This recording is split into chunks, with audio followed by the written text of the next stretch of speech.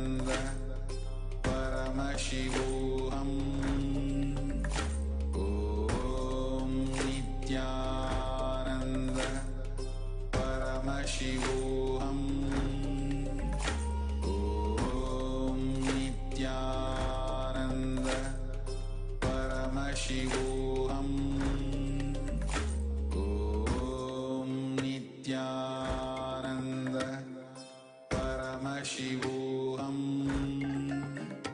Om Nithyananda Paramashivoham. Om Nithyananda Paramashivoham. Om Nithyananda Paramashivoham. Om Nithyananda Paramashivoham. Om Nithyananda Paramashivoham. Om Nithyananda Paramashivoham. Om Nithyananda Paramashivoham.